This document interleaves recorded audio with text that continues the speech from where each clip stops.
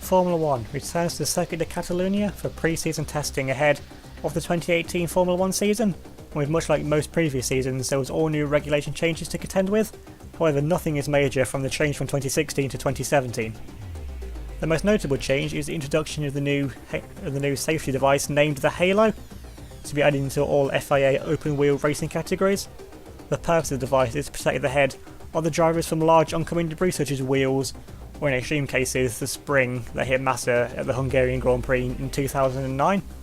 However, the Halo has come under much criticism, as the time for a driver to exit the car has now almost doubled, as any of the drivers are yet to find a solid method to exit the car.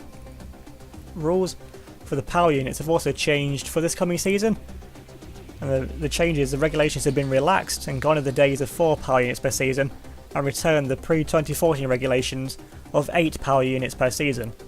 There will also be a new optional element to the power units for 2018, and the Electronic Recovery System, or ERS. Much like when the cars used to run KERS before 2013, ERS will work much in the same way. However, the driver will have to manage the harvesting and deployment of the electrical energy. Running ERS will add approximately 20 kg to the power unit's overall weight.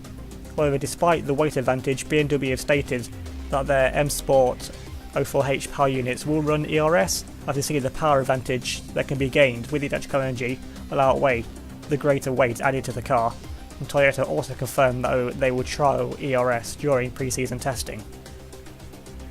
Finally, there was also a change to the tyres for this season, as Pirelli have designed 2 new tyre compounds for the coming season, labelled the Hypersoft and Ultra Hard. The Hypersoft tyre is due to make its debut towards the midpoint of the season around the Canadian Grand Prix as the new fastest tyre in Formula 1, and the new Ultra Hards they have designed to not be used in races unless required, as more of a backup tyre in case a situation such as Silverstone in 2013 should reoccur. Red Bull were the first team out on track to get some laps under their belt. However, the Cos's power unit from the outset looked to be lacking slightly in power.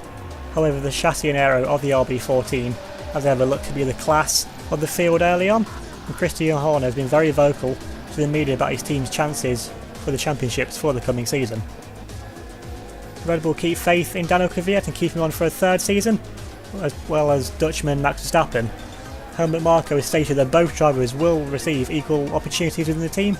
However, if both drivers find themselves in a championship position later in the season, then they admit that keeping tensions calm between the 2 drivers may become a problem. Following a close championship battle in 2017 with Toyota, the Williams BMW B team are in high spirits coming into this season. The American outfit has to work close with BMW over the winter, which resulted in a complete redesign of the initial 2018 chassis. The aim of this is to increase cooling, as many of the BMW power unit failures that have happened in the Haas between 2016 and 2017 are caused by the engine overheating. Despite the added drag that will come with the larger side pods, BMW remain confident that increased consistency of race finishes will be the key to the team's success in 2018. As proven in the wet 2017 Hungarian Grand Prix with the cooler conditions in the rain, which allowed Lance Stroll to run his BMW power unit in higher engine mode to hold on for his first podium position and take P3 ahead of Daniel Kvyat. Both Lance Stroll and Mick Schumacher start their second full seasons with the American outfit. However, tensions could run high later in the season as both drivers try to advertise themselves for a possible Williams drive for 2019. Renault quietly went about their business over the winter break and have looked to have closed the gap even more to establish names at the top of the pecking order. With McLaren the only other team running Renault Power for 2018, Renault designed their chassis and power unit in conjunction with each other. Single lap pace looks promising, however the team still state that they look to be lacking over a race stint. Renault keep on Nico Hülkenberg for a 3rd season, and to the surprise of many, Aussie Daniel Ricciardo will continue to partner the German. Although results seem to elude Ricciardo in 2017, his race victory at Singapore in 2016 proves that the Aussie does have genuine pace in the car. Defending Constructors champions Scuderia Ferrari stated they have focused their work over the winter on improving reliability, as many of Jean-Eric Vergne's retirements from last season were caused by multiple engine faults and failures in the second half of the season. As the main focus was improving power unit reliability, there was less time to focus on the chassis and aero of the SF71H. However, the Maranello team looked to be able to match Williams and Red Bull and other top running teams on long run pace and aim to bring upgrades in the early races of the season. Ferrari also saw no reason to change their Drivers' Championship winning lineup and keep on 2017 champion Jean-Eric Vergne as well as 5-time world champion Sebastian Vettel. Toyota coming to this season off the high of winning the Le Mans 24 Hours earlier in the season and have high expectations from their TF118. Toyota keep with their philosophy from 2017 and have designed a car with low drag in mind. With the Japanese outfit still searching for their all-elusive first Grand Prix victory, many in the paddock are waiting to see if Toyota's 2018 Challenger is as good as the teams say it can be. As the Toyota lineup was confirmed at the 2017 Japanese Grand Prix, it came as little shock to anyone that both Kamui Kobayashi and 2008 world champion Lewis Hamilton will pilot the TF118. Toyota also confirmed that both drivers will receive equal status within the team, as this is the first season that Kamui Kobayashi and Lewis Hamilton officially have been will be teammates for a full season. Mercedes coming to this season expecting to be frontrunners once again, however there have been many changes internally within the team over the winter break. The team are hoping that these changes could bring the championship success forward only be the second time in the V6 hybrid era. Multiple rumours have also been circulating that Fernando Alonso could retire at the close of the 2018 season. Mercedes have designed a lower drag car compared to their 2017 counterpart in an attempt to counteract the power advantage of Ferrari and BMW Williams. Mercedes also named an unchanged driver lineup, with Fernando Alonso entering what is most likely his final season of competition in the sport. Pascal Wehrlein starts his second full season with a Brackley-based team and is keen to build on his strong 2017 campaign. Williams looked to have continued over their momentum from the end in the second half of the 2017 season and looked to be the early pace setters. As expected, the raw power from the BMW M Sport 04H power unit in the back of the FW40 looks to be the most powerful of the 7 power units on the grid for 2018. Williams also looked to have improved significantly in the aero and chassis departments. After the disaster that was the final race of the 2017 season, a whole new aero and strategy department has been named. BMW also announced a new partnership with Williams that will run until the end of the 2020 season.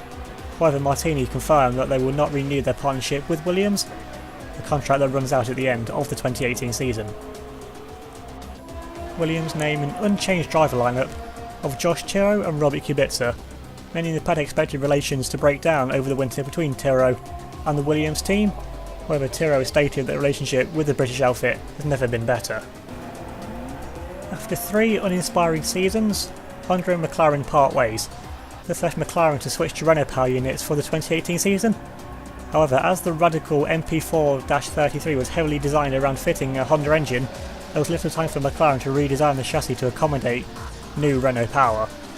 McLaren are already looking towards 2019 and utilising the large payout they received from Honda to deliver a championship contending car. McLaren keep on paid driver turned paid driver Ria Haryanto and the only female driver on the grid for 2018 Carmen Jorda. After both drivers extracted the maximum from the car last season, Ron Dennis and everyone else within the team saw no reason to change the driver lineup for 2018. But the Red Bull B team Toro Rosso looked to have hit a wall with their development. After coming off the back of their worst season since 2014 in terms of championship position, the Italian team looked set for another close battle in the lower midfield. However, in the late turn events, Toro Rosso signed to use the fully designed Honda RA618H power units for the 2018 season. This left many to speculate as to wonder why Honda and Toro Rosso would partner for this season. However, many theories have pointed towards Red Bull starting a partnership with Honda in the near future. Toro Rosso have however focused more on the chassis of the STR13 than the aerodynamics, hoping to find an advantage on slow speed tracks over the other midfield teams.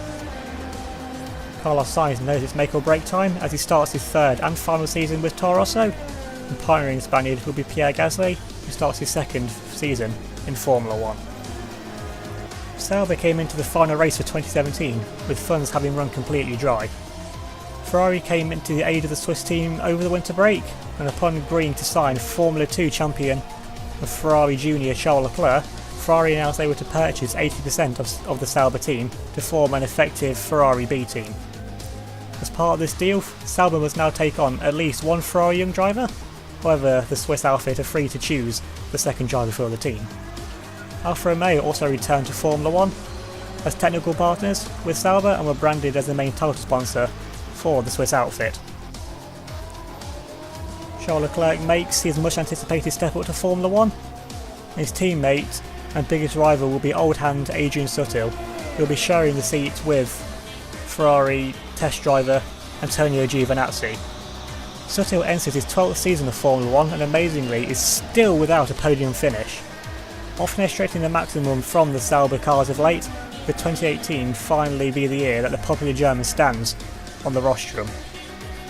Giovinazzi will compete from the Italian Grand Prix until Brazil, where Sutil will return for what is already confirmed will be his final race in Formula 1. As ever with pre-season testing, no team was without issue, whether it be a mechanical fault with the car or an error from the driver. The new 19 race calendar was also announced on the first day of pre-season testing, and Germany returns to the calendar at the Hockenheimring for the first time since 2016, and will also be a French Grand Prix for the first time since 2008 at the circuit Paul Ricard. With only 1 second covering the fastest lap times of each of the drivers come the end of winter testing, the 2018 season looks set to be one of the closest and most competitive yet. Can Ferrari hold on to their championship glory? Can Fernando Alonso go out on a high? Or will any of the midfield teams take the fight to the established front runners? Find out in 2 weeks' time at the Australian Grand Prix.